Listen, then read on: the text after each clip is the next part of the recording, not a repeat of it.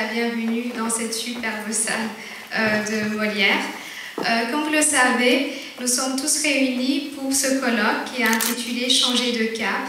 Il met à l'honneur le Burundi, donc nous allons lui rendre hommage en écoutant l'hymne national burundais. Je vous invite à vous lever.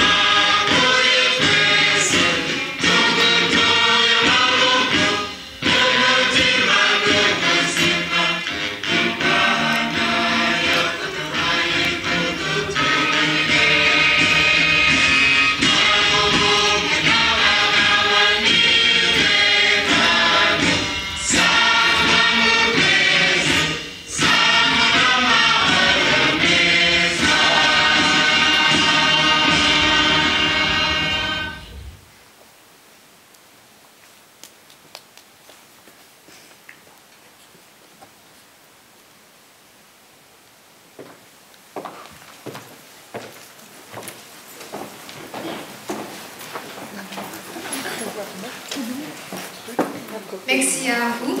À présent, je voudrais inviter l'échevine de la Solidarité internationale, Madame Fabienne Miroir, à prononcer quelques mots d'ouverture de ce colloque. Merci.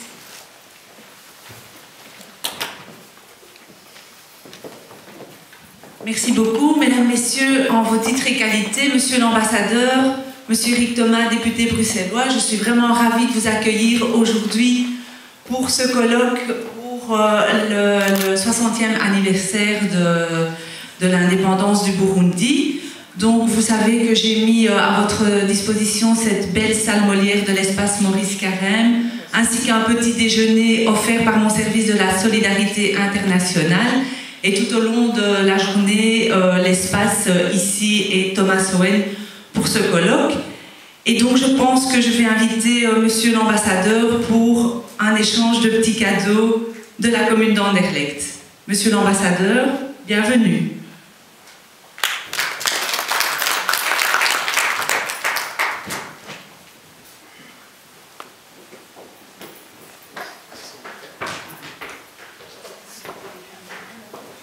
Oui, juste un mot de remerciement, même si c'est au début, de remerciement de la commune d'Anderlecht qui nous a donné cette magnifique salle et qui a beaucoup, d'ailleurs avec la diaspora, qui ont été les initiateurs de ce colloque. Et nous, au niveau de l'ambassade, nous les avons appuyés. Et je crois que c'est une action en partenariat qui en vaut vraiment la peine. Alors, je dois remercier la commune et spécialement Mme L'échevine pour son appui et sa participation. Et je dois aussi remercier l'ensemble des organisations. Malheureusement, les uns ne sont pas encore là. Par exemple, les personnes qui vont faire des exposés ne sont pas encore là. Mais ils vont venir au fur et à mesure, ils sont en cours de route. On est un peu matinal, c'est vrai, mais les gens vont venir et je crois que au fur et à mesure, la salle passera. Donc, je ne sais pas si de notre côté nous sommes prêts. J'avais demandé aussi qu'on prépare quelque chose pour l'échevine, pour l'échange de cadeaux. Là, si on est prêt, alors on peut faire l'échange des cadeaux. Merci. Voilà. Moi, je vous remets deux livres sur le musée Erasme. C'est vraiment le fleuron de notre commune ici à Anderlecht. Donc voilà, 2 livres sur le musée Erasme. En souvenir de ce colloque. À mon tour, je vous remets le café burundais parce que c'est notre meilleur produit. Donc, magnifique, merci beaucoup. D'accord. Ça vous vaudra la peine et après on va faire une bonne commande. D'accord, je vous remercie beaucoup.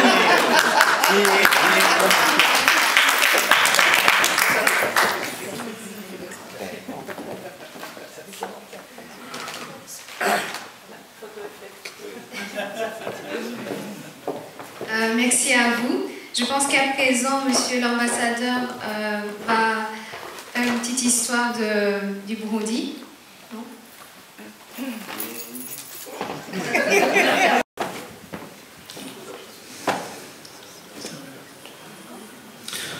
Voilà, je suis donc Joseph Ntamahungiro. Il m'a été demandé d'être le modérateur de ce colloque, ce que j'ai accepté avec beaucoup de plaisir. Et je voulais inviter ici, à côté de moi, les premiers conférenciers, le professeur libéral de Bachira-Khan, je pense que je viens de le voir arriver, et le père Wali Neven.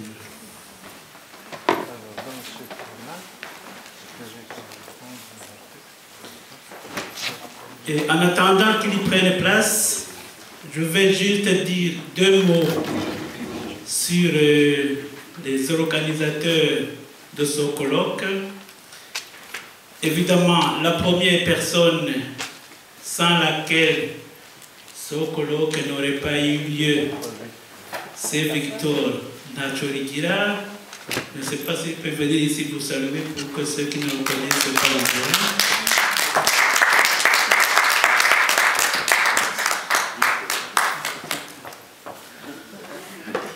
Voilà, si ma mémoire est bonne, il a été l'homme de la ville de Bruxelles l'année passée.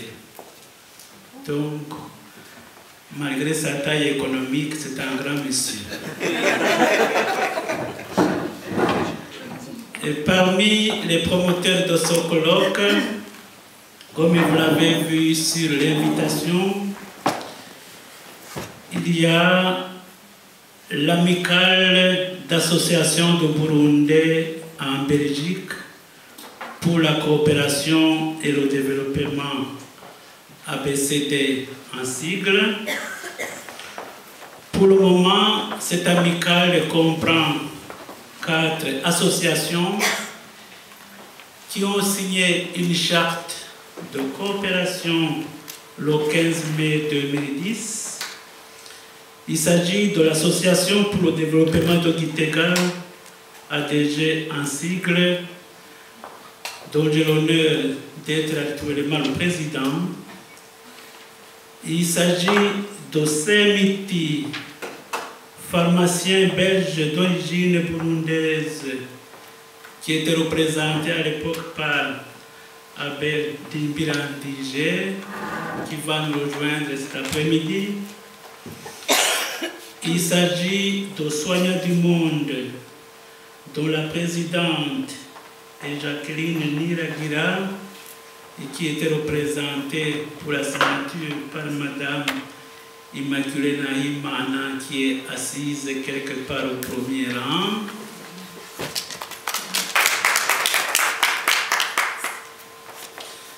Il s'agit de Solidarité active pour l'intégration et l'entrepreneuriat saïen, dont le président est Emmanuel Ndindié et qui nous rejoindra aussi l'après-midi.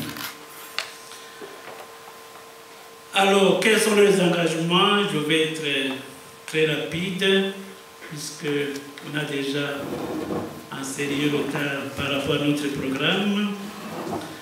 Ces associations se sont engagées à développer, destinées à sensibiliser le public belge sur l'importance de la coopération au développement au Burundi et la solidarité avec le peuple burundi. Maintenant, nous allons laisser place au Père Wali qui va nous exposer le rôle que joue l'Église catholique au Burundi. Pour faire bref, je dirais, distingués invités, Monsieur l'ambassadeur, Bashitsi Bahir. En fait, je vais simplement vous parler d'une période très courte, de 1878 à 1898, les tout débuts de l'évangélisation du Burundi. Parce que il faut bien se rendre compte que si aujourd'hui l'Église a pignon sur rue, comme on dit, il n'en a pas toujours été ainsi. Et j'espère vous montrer combien les débuts furent difficiles, voire même un peu dramatiques. Vous savez que les missionnaires qui ont pénétré au Burundi sont des pères blancs, j'en suis un, et ils ont été fondés par le cardinal Lavégerie, qui était évêque à Nancy, qui a accepté de devenir archevêque d'Alger et qui a dit, dès la première année, c'est une porte ouverte sur l'Afrique. Il avait en tête de pénétrer l'Afrique centrale. À ce moment-là, l'Afrique centrale s'était représentée par une grande tache brune sur la carte de l'Afrique avec une mention latine, Hic Leones, c'est ici qu'il y a des lions. Lavégerie, en 1878, adresse au Saint-Siège un mémoire secret, dans lequel, évidemment, il n'est pas resté secret. Il dit, ce serait quand même triste que ceux qui pénètrent au cœur de l'Afrique ne soient que des soldats, des explorateurs et des commerçants. Il faut aussi que l'Évangile soit présent. Et il donne une liste de 50 pères blancs, tout prêts à partir pour l'Afrique centrale. En fait, il n'avait pas consulté tous ces pères blancs-là. Il les avait mis d'office sur la liste, parce que Lavégerie, c'était un fonceur. Je pense que l'histoire lui a donné raison. Alors, 1878, mémoire secret, et, tenez-vous bien, 1878, départ de la première caravane pour pénétrer au cœur de l'Afrique. C'est une dizaine d'hommes qui s'embarquent à Marseille, qui arrivent sur les côtes de l'océan Indien le 30 mai, qui préparent la caravane des porteurs en réservant pour chacun 30 kilos de charge, ce n'est pas rien, et il y avait des centaines de porteurs, parce qu'il fallait tout apporter. Et alors, cette caravane se met en route pour pénétrer l'Afrique à partir de Bagamoyo, et le 12 septembre, elle arrive à Tabora. Vous voyez à peu près où c'est, en Tanzanie. Et là, elle se divise en deux. Un groupe monte vers le lac Victoria Nyanza et un autre continue sur Ujiji. Et à Ujiji, ils prennent un bateau, remontent le lac Tanganyika et s'installent à Rumonge le 23 juillet 1879. 2 ans plus tard, 3 3 de ces missionnaires, 2 prêtres et un laïc auxiliaire, un ancien zouave pontifical, sont massacrés par des arabisans esclavagistes. Il faut dire aussi que ces missionnaires avaient manqué de prudence. Mais on peut aussi les excuser parce qu'ils n'étaient au courant d'aucune coutume. Ils n'avaient qu'un rudiment de langue kirundi-swahili pour aborder tous les problèmes. C'était très difficile, ça a mal tourné. Les survivants ont traversé le lac pour s'établir au Congo, à Massanze. Et voilà donc la première tentative d'implantation au Burundi qui tourne court. Elle échoue complètement. Il y a eu, bien sûr, d'autres tentatives en 82, en 84 et en 86. Et chaque fois, ces tentatives ont échoué à cause des esclavagistes. En particulier, Tipotip, Munyeheli et Rumaniza. Ces gens faisaient la pluie et le beau temps dans toute cette région au nord et à l'ouest du lac Tanganyika. Et malgré les invitations d'un chef coutumier burundais, Roussaria, qui demandait à ce que les missionnaires reviennent, ça n'a pas marché. Alors, à ce moment, il y avait au Tanganyika, en Tanzanie aujourd'hui, une région de laquelle faisait partie le Burundi. Et c'est ce qu'on appelait l'Unyanyembe, qui avait été confié à la direction d'un père blanc, Gerboin. Et lui s'est dit, nos différentes tentatives de pénétrer au Burundi ont échoué à cause des esclavagistes. Alors pourquoi pas tenter une pénétration dans le Burundi à partir de l'Est, là où les arabisans n'étaient pas actifs et où même le fameux Napoléon noir, Mirambo, avait été battu par les troupes royales du Burundi. C'est ainsi que, en 1896, une caravane de 2 pères blancs se met en route à partir d'Ushirombo, traverse la région de Loua avec des porteurs et des chrétiens de Loua qui parlaient une langue assez proche du Kirundi. Ils pénètrent au Burundi le 16 juillet 1896. Le 18 juillet, ils célèbrent une messe à un endroit qu'on peut encore voir à partir de la paroisse de Kitwenge. Il y avait une terrasse en pierre qui avait été aménagée à cet effet. Et ils s'installent à Kabanga, au-dessus du confluent Kayongozi-Ruvubu. Et là aussi, en octobre, pendant la nuit, ils sont obligés de fuir. Ils abandonnent tout. Ils prennent un strict minimum et se mettent à errer dans l'Est, le Buyokoma. Et ils sont un peu découragés, il faut comprendre.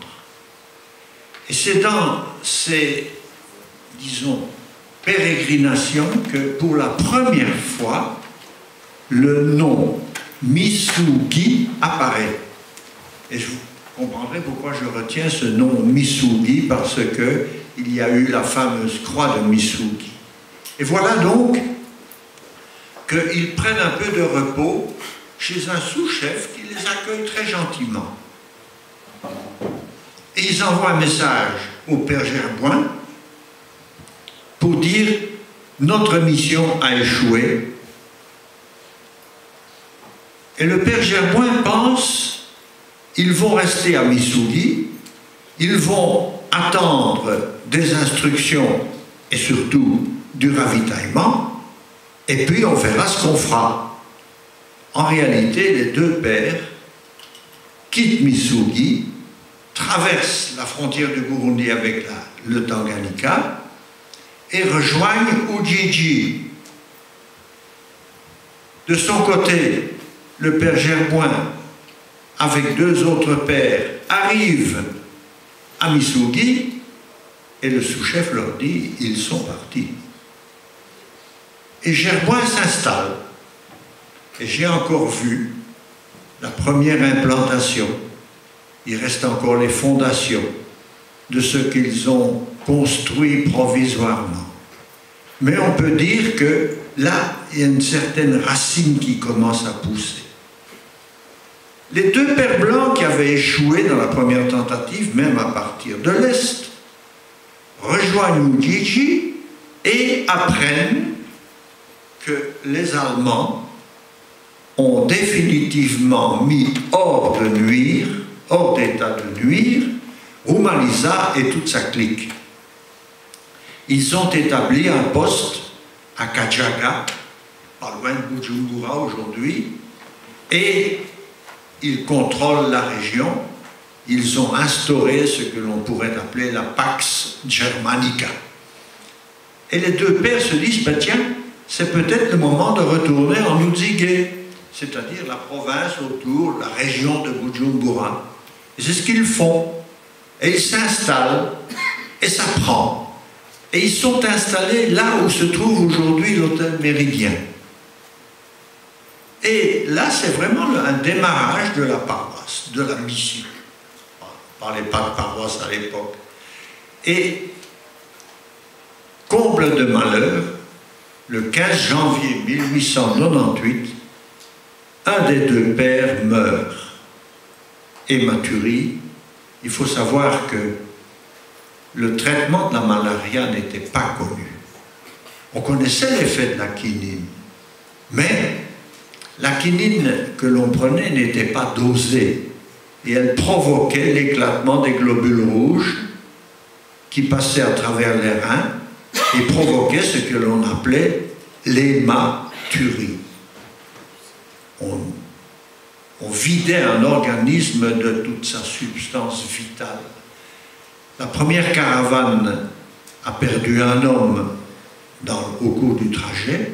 La deuxième caravane qui a suivi à 1 an de distance a perdu la moitié de ses effectifs à cause de cette malaria et de cette hématurie.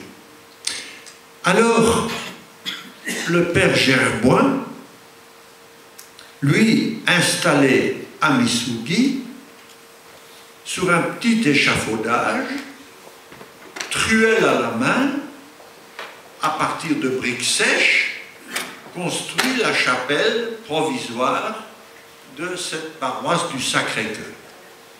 Et on lui tend une lettre qu'il met tout de suite en poche sans prendre la peine de la lire. Et plus tard, il apprend par cette lettre qu'il est nommé évêque. Et il disait, ça vaut bien la peine de me déranger dans mon chantier pour ça. Il s'en va en Tanzanie pour se faire sacrer évêque. Et 2 autres pères blancs arrivent, dont le père Van der Wee, qui connaîtra une vie mouvementée au Burundi, 48 ans de Burundi et 38 nominations. Mais c'était un homme délicieux, charmant et surtout courageux. Et Gerboin donne l'ordre aux survivants de Bujumbura, rapplique ici à Missouri. Le père, disons, équipe une caravane avec des enfants rachetés aux esclavagistes, des enfants passablement malades, affaiblis, et il doit trancher. Ou bien, je prends la voie directe à travers le Burundi, ou bien je retourne en descendant le lac et je reviens par l'Est. Il opte pour traverser le Burundi. Le père Vandenburg, le survivant, ses deux pères étaient hollandais, dont celui qui est mort. Et le père Vandenburg était un bon dessinateur. Il dessinait la carte de toutes les régions qu'il traversait. Il perd des enfants en route, affaiblis, malades. Il passe le Kahinga, une grande épine dorsale qui traverse le Burundi dans son centre. Il découvre en passant près de la Ruvubu et la Luvironza un plateau qui deviendra la fameuse paroisse Mission de Mugera, et il franchit le Birimé où les pères de Misugi ont envoyé des émissaires pour le rencontrer. Et il se retrouve à Misugi. Ils échangent les nouvelles. Les pères de Misugi apprennent le décès du père Vandenbiesen, qui était mort jeune. Et alors, le 26 février 1898, le père Vandenburg part pour Ushirombo et le père Vanderwey se met à explorer les environs. Et il remarque le site de Muyaga. Là-bas, il voit beaucoup de bananiers, ce qui veut dire beaucoup de Barundi, de population. Et il écrit à Gerboin, on serait beaucoup mieux installé à Muyaga. Gerboin, qui avait fondé Misugi, qui avait de bonnes relations avec le sous-chef, était un peu hésitant. Mais enfin, son bon sens a prévalu et il a dit, bon, si vous pensez que c'est mieux, allez-y. Et c'est ce qu'ils ont fait. Attention, ils ont déménagé de Misugi à Muyaga, ils se sont installés, et puis incendie criminel de la première paroisse de Muyaga. Les pères ont pu sauver, disons, un peu le Saint-Sacrement qui était dans la petite chapelle, et le père Vanderwey, avec beaucoup d'humour, après avoir mis le Saint-Sacrement à l'abri, dit « Allons finir notre souper ». Ils ont reconstruit. Deuxième incendie criminel. Et je me souviens, pour la petite histoire, que me trouvant en face de jeunes candidats missionnaires d'Afrique burundais, dont un originaire de Muyaga, je lui ai dit « Sans doute que ton grand-père a mis le feu à la première mission des Pères Blancs. » Je n'avais aucune preuve, mais j'aimais de le taquiner. Et alors, après ce deuxième incendie, ils sont partis. Ils sont partis et ils ont erré à travers le bois pour chercher un endroit plus accueillant, plus sûr. Mais là, Monseigneur Gerboin, qui est devenu évêque entre-temps, leur dit « Non, vous retournez à Muyaga. » C'est ce qu'ils ont fait et ils firent bien. C'est ainsi que Muyaga est considérée comme la première paroisse du Burundi, fondée en 1898, et en 1998, on y a fêté le centenaire de l'évangélisation du Burundi.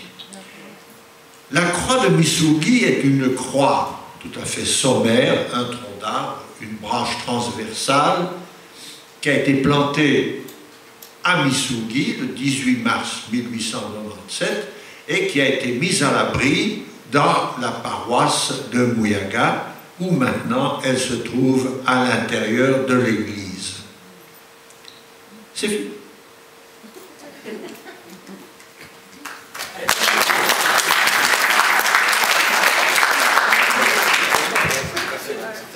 Et je remercie le Père. Mais j'ai eu le privilège de vivre ma première nomination au Burundi en 1955 avec un père qui a vécu 61 ans au Burundi et qu'on appelait Père Pilipoli le Port, un français breton.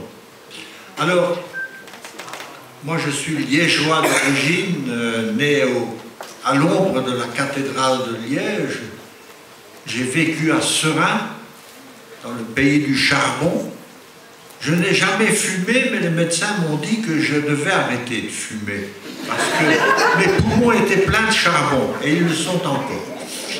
Enfin, ça ne m'a pas empêché d'arriver à aujourd'hui 85 ans, et j'ai fait mes études dans un collège à Seraing, qui était pauvre, sale, mais qui nous a donné des exemples de vie sacerdotale remarquables. Alors, bon, j'ai fait un peu de mathématiques pour préparer l'examen d'ingénieur, et puis j'ai attrapé le virus père blanc, et en 1945, je suis allé me former en Belgique, à Tilchâteau, près de Charleroi, à Bruges, près de Bruges, à Farsenal, près de Bruges, en Hollande, 3 ans, et ordonné en Écosse, et puis 2 ans de philo en Italie, à la Grégorienne, et puis 1 an de service militaire. Mais c'était intelligent, c'était de la médecine, c'était de l'agronomie, c'était utile. Et je suis parti pour le Burundi, et là j'ai trouvé un évêque sage, Monseigneur Grols, qui m'a dit « Tu es venu pour enseigner la philo au Burundi, c'est bien, mais commence d'abord par connaître les Barundi. » Enfin, 2 ans en paroisse. C'est là que j'ai connu ce vieux père blanc, avec lequel nous passions des soirées inoubliables, pas de radio, pas de télévision, pas de courant, lampe tempête, et on faisait parler le vieux. Et il évoquait tous ses souvenirs, et ça m'a donné le goût d'en connaître chaque fois et toujours davantage. Alors après 2 ans, donc 1 année à Bujumbura, dans une école primaire, avec 1200 gamins, 31 classes, j'ai été nommé à Bourasira pour enseigner la philo. Là, j'ai 5 évêques sur la conscience, c'est-à-dire des séminaristes, et c'était les plus chahuteurs, je dois dire, hein, qui sont devenus évêques. Plusieurs sont déjà décédés, dont malheureusement Monseigneur Ruhuna, Monseigneur Boudou-Dira, mais j'ai encore connu Goya Goye, Douhirubusa Joseph, Venant Baccinoni et d'autres. Alors, après ce temps-là, je suis rentré en province de Belgique pendant 5 ans, et puis 14 ans à Rome, dans le Conseil général, qui m'a fait visiter l'Afrique, heureusement, parce que cette vie d'administration n'était pas des plus réjouissantes. Mais heureusement, il y avait les escapades vers l'Afrique, et je l'ai découverte dans son entièreté. Après quoi, je suis retourné au Burundi de 81 à 87, avec un petit épisode d'expulsion, mais pas, c'était pas dramatique. Et puis, finalement, en 89, j'ai fondé le centre La Vigerie à Kitega, qui était destiné à recevoir des jeunes qui pensaient à leur tour à se consacrer à la mission en Afrique. Et ça a donné des résultats, il y en a plusieurs. Le premier père blanc africain burundais, c'est Monseigneur Makarakiza, et puis 44 ans plus tard, il y en a eu d'autres. Il a fallu attendre 44 ans. Et alors de là, je suis parti de nouveau à Bujumbura pour accompagner les Burundais qui faisaient la philo et qui ne pouvaient pas aller à Bukavu à cause de la guerre au Congo. Je ne sais plus le numéro de cette guerre, mais certainement la 2e ou la 3e. Et alors, j'ai été nommé dans la paroisse de Buyenzi, où on parle beaucoup Swahili, et aussi le Kirundi, parce que le Buyenzi est devenu le dortoir de tous les travailleurs burundais qui descendent des collines pour gagner le minerval scolaire des enfants, les effets scolaires des enfants. Et c'était une population très sympathique. Et de là, je suis parti au Congo pour accompagner les jeunes en formation. J'avais un supérieur ghanéen, des confrères congolais, et c'est de là que je suis parti un peu en catastrophe, il faut le dire. La calme en est témoin. Je me suis cassé le dos et puis j'ai eu des tas de problèmes. Et maintenant, je dois m'avouer vaincu, je reste en Belgique en attendant